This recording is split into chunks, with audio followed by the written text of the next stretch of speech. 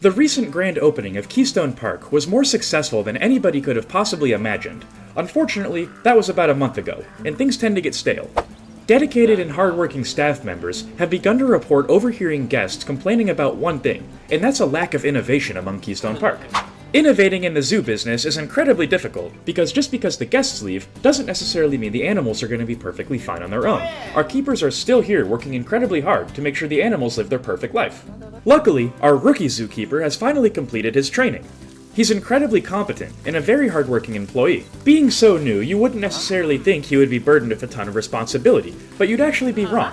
Currently, he works in our wetlands department. This is a relatively simple job, only consisting of covering two habitats, our moose enclosure, as well as the North American beavers. Both species are 100% herbivorous, so there's a lot of overlap in their diets.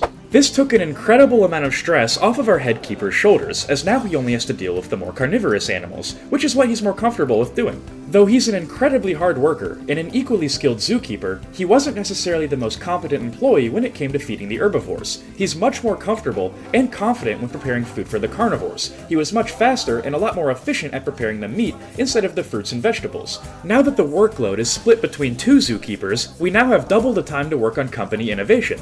The guest complaints about the lack of innovation at Keystone Park are 100% valid. Unfortunately, they just can't see the innovation behind this giant tarp. This is our Reptile House. Our maintenance crew has been working incredibly long hours to ensure that it's set to open on schedule. The guests that are crying innovation have no idea that Keystone Park's largest addition to date is right around the corner. In case you missed the last episode, let's go over the basics of this reptile house so you're not lost in this one.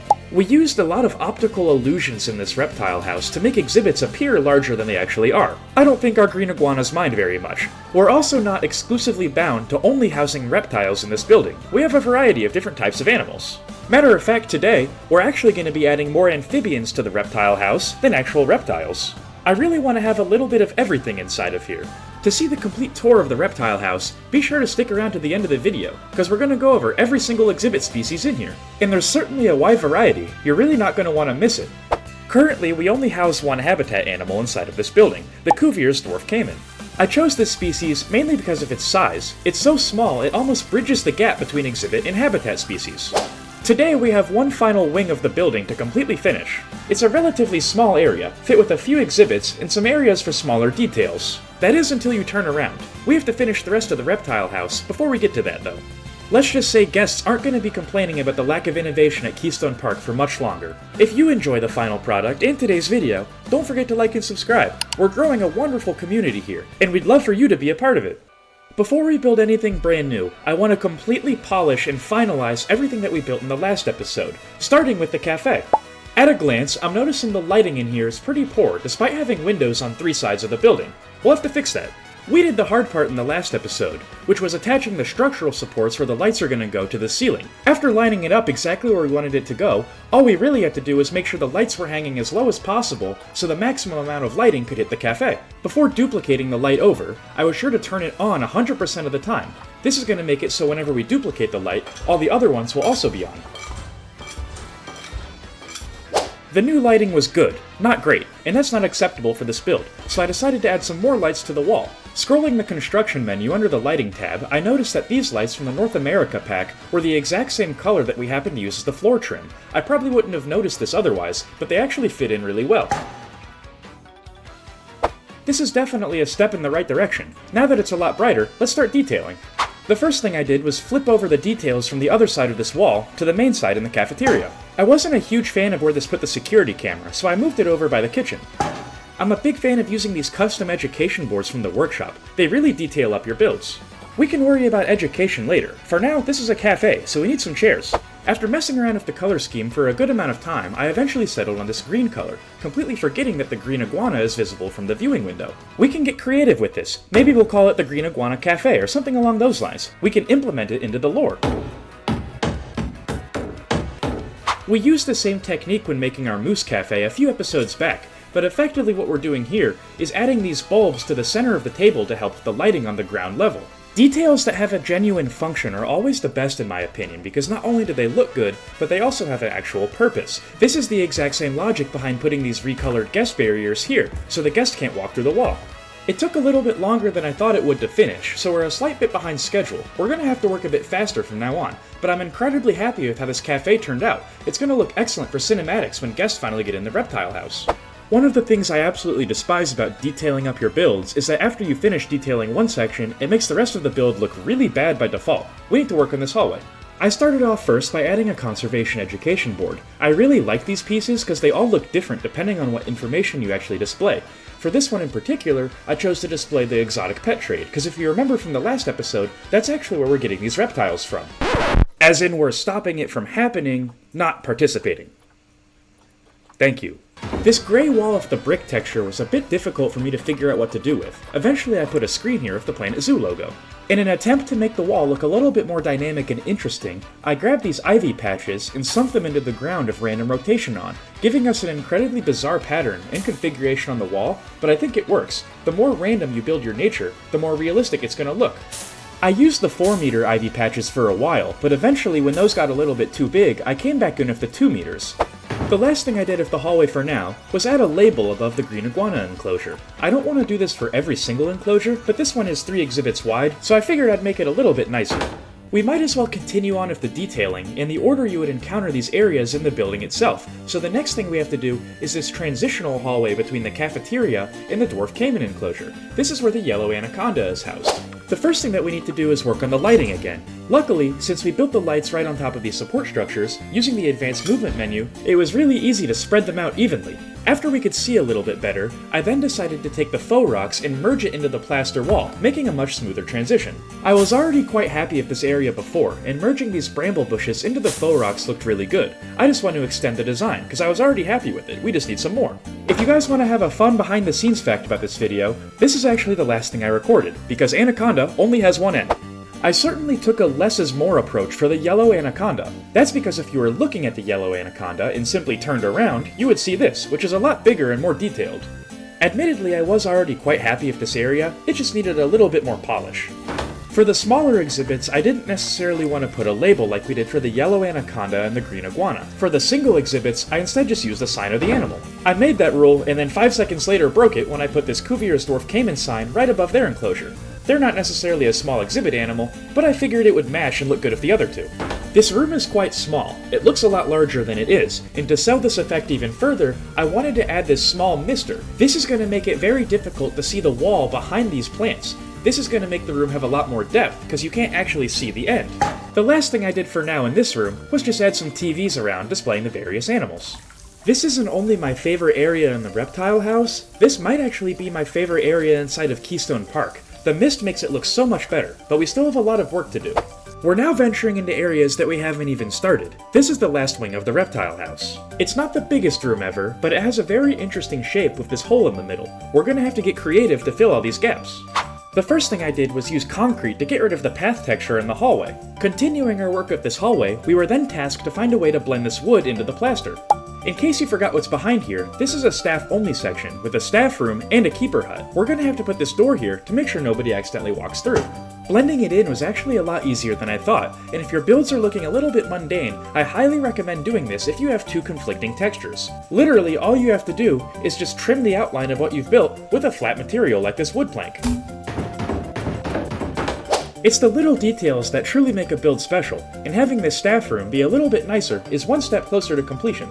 I started off this next room by filling in the areas that I knew were going to have nothing in them. This was kind of the culmination of the entire build in my opinion, because we were using basically every technique that we've employed so far. We're shaping the building by cutting off walls that we don't have access to, using faux rocks, and blending things in with foliage. This is all stuff we've done before, but now we're just putting it all together. Even though in reality there's absolutely nothing back here, I thought this would be a good spot for another staff room. I don't know if it's the texture, or the colors, or what, but something about blending these bramble bushes into the faux rocks looks really good to me, and I can't quite put my finger on it. We were then left to figure out what to do with that big hole in the middle of the room, and I didn't want to cover it up because otherwise it wouldn't make the room look as dynamic. I instead wanted to make it a planter of some sort. I started by making a thin layer of wood that goes all the way down to the dirt. Afterwards, I threw together a very quick and easy wooden fence to stop people from falling in here. After adding a thin layer of plants to the bottom, I then used the exact same trick of the mist to make it appear a lot deeper than it actually is. I noticed at a glance that this room was substantially darker than the others, even though it has 2 doors that lead to the outside. I don't want this to be the case, and since the ceiling is a lot lower than the other chambers of the Reptile House, I figured I would put the lights on the pillars instead of the things that go around the top. I also did this to the hallway. It was getting a little bit dim as well. I then shifted my focus towards the 3 empty exhibits in this section of the Reptile House, or should we call it the Amphibian House, because all 3 of these are going to be different frog species. This build looks a little bit complicated, but all we're doing is using the big faux rock pieces, putting it across the top, and blending it in with the same pieces, just rotated at a 15-degree angle. It took a couple different tries to get the angle exactly how I wanted it, and eventually I figured I could merge 2 of the exact same faux rock pieces to make almost the shape of a Y. I think it looks really good, and I haven't really seen these rocks used in this way before. If the other section of the Reptile House is supposed to be more of the Amazon rainforest, I want this to appear to be a cave, so I'm going to try to blend in these exhibits as much as I can, trying to cover out as much of the black as I can, saving a bit on top for any other details we might want to add. We certainly need to run some foliage through these faux rocks. The bramble bushes will probably look nice to make it a bit cohesive with the other areas. Overall, I'm quite happy with this. I think we captured the cave look we were going for very well. As I mentioned before, all 3 of the exhibits are going to have amphibians. Matter of fact, they're all frogs. The first of the 3 is going to have the layman's poison dart frog. The second is going to be inhabited by the golden poison dart frog. These guys are incredibly vibrant and really fun to look at. The third frog species is a little bit more complicated, as we actually don't have any in our possession currently. This is for the red-eyed tree frog. We sent out a group down to South America to try and retrieve a few, but they're not going to be back until January 29th with the specimen. I'm really excited for their arrival. Like with any exhibit animal, whether it be an amphibian or reptile, the first thing you should do is always the same. First, place all of the enrichment items down, and secondly, get the temperature and the humidity within the green. To make it blend into the faux rocks, I also chose to make the interior of the windows these 3D facades. They're a little bit of a different color, but I think the effect works nicely. For being such a small animal, and something that not many players are actually going to look at, Frontier knocked it out of the park with these models. The polish, even on the smallest of exhibit animals, is truly inspiring. With all of the gray recently added, especially from the faux rocks, I decided to add some wallpaper in. I liked how it looked so much, I decided to add it to one wall of the amphibian room. After blending in the faux rocks to the wooden roof, and using some vines and other materials to make it look a little bit more organic, the room was finally complete.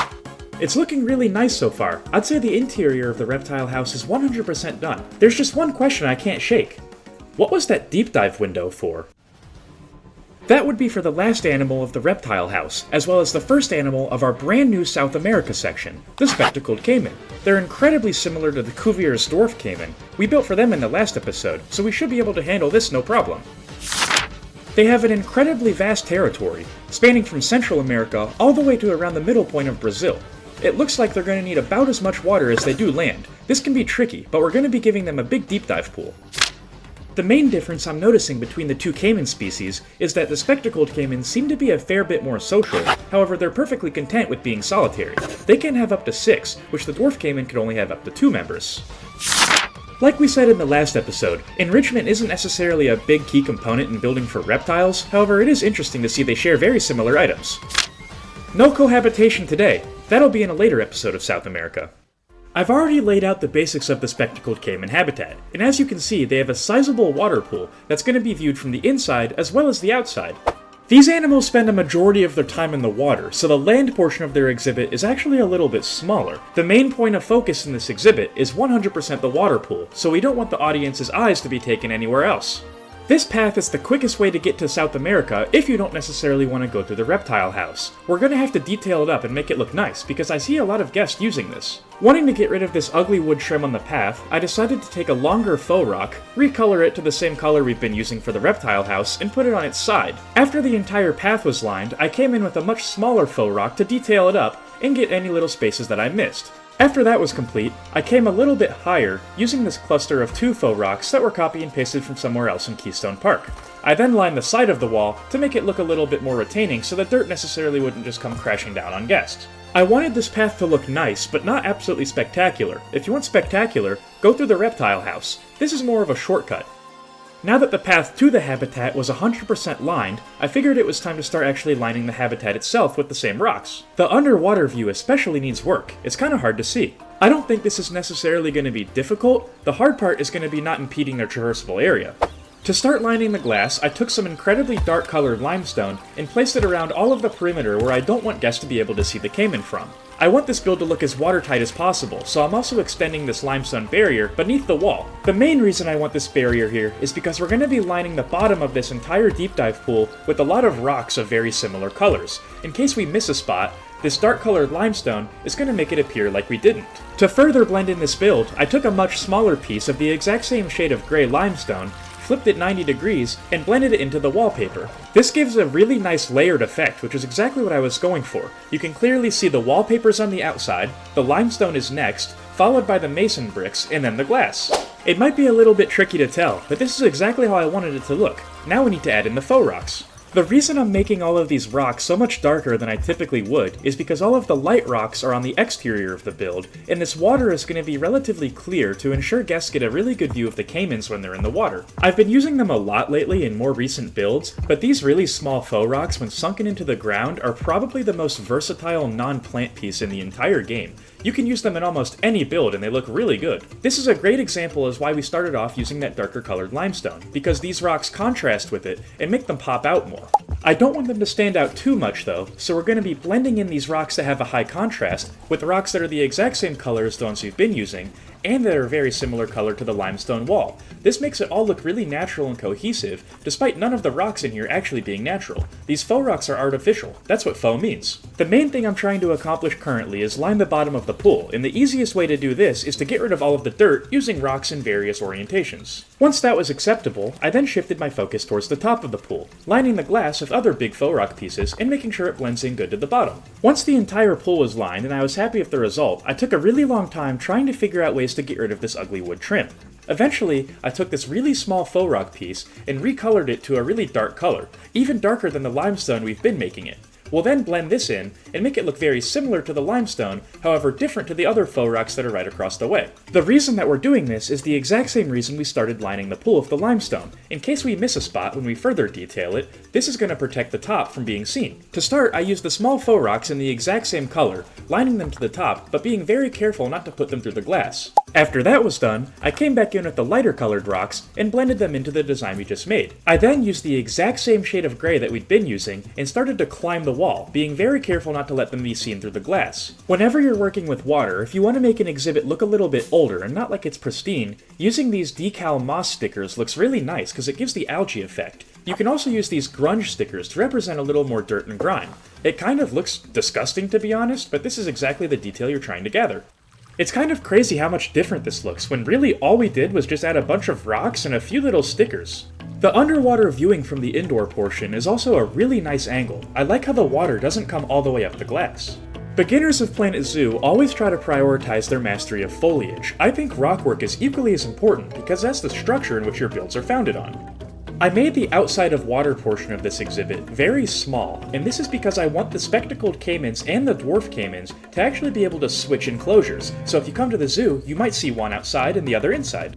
The two species of caiman have basically the exact same habitat requirements and needs, so it's going to be a really easy swap. Real zoos actually do this all the time. It's a form of enrichment for animals, so they have something new to experience every day. Another reason why I really want to do this is because after we placed all of the faux rocks at the bottom, we actually made this a little bit too shallow for the spectacled caimans to deep dive. However, the Cuvier's dwarf caimans will be able to deep dive. It's about 2.5 meters deep, and the spectacleds need 3. This completely changes how the habitat would function. If the spectacled caimans are in here on one day, you'll mainly focus on the water's surface. However, if the Cuvier's dwarf caimans are in here another day, they're going to be deeper in the water, and the outside portion is going to be more popular. Caiman can jump. I kind of forgot this when designing the exhibit, so I had to add this little overhang of mesh. I think it looks really sleek, and it turned out quite nice. I'm not thinking there's actually going to be an interior portion of this exhibit. I think this simple archway of the rocks and the door of the habitat gate looks fine enough. We're going to have to add a lot of foliage around here though, and a few more key details.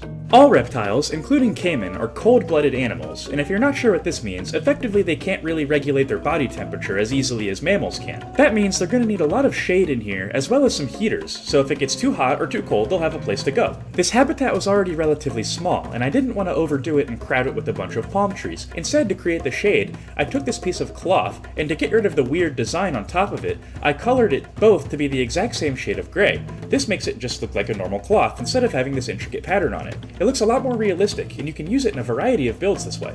I decided to keep most of the foliage outside of the exhibit to not impede the traversable area. I like the more natural look of these planters just using these small faux rocks. I'm thinking this is how we're going to line the paths of this South America section. Of course, plants also exist underwater, and since the dwarf caimans are going to be able to deep dive down here, I figured we should probably detail up the bottom of the pool a little bit more as well, using the hydrilla plants and some underwater eelgrass. To finish up the outdoor caiman enclosure, I decided to add some little vines that go across the top of the reptile house. The scale of this build turned out exactly the size I wanted it to. It looks like it fits in really well with the reptile house and doesn't take away from anything actually inside it. However, it looks completely different from anything inside of it. It's perfect.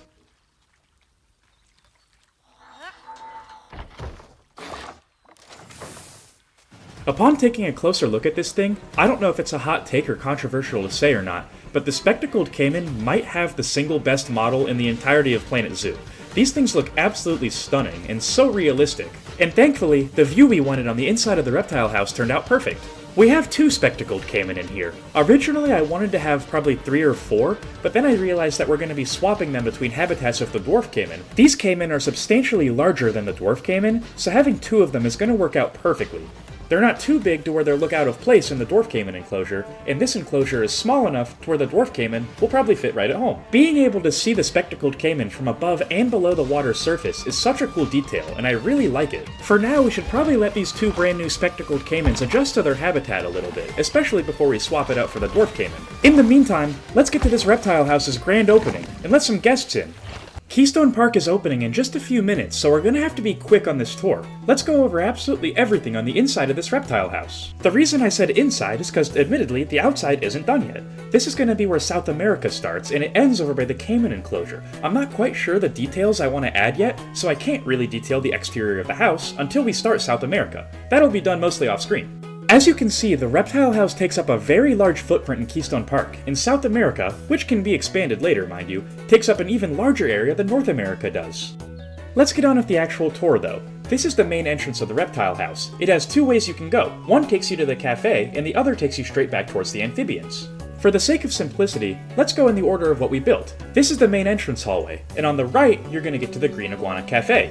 But before you get there, you'll actually see our green iguana. There's actually 2 green iguana in here. They're really well camouflaged, so they can be tricky to see. Luckily, there's plenty of viewing angles. This is the actual cafe. It's a great place to come and relax with plenty of seating. I can't wait to see the guests in here and all the chairs. It's going to be awesome for cinematics. Right outside, you'll find a habitat for the lesser Antillean iguana. There's also 2 in here. Being a white, almost light grayish color makes them a lot easier to spot. Continuing straight on from the Green Iguana Cafe, you're going to get to the main bulk of the reptile house. This houses 4 species. The first species you'll find is surprisingly the only snake in the reptile house, the yellow anaconda.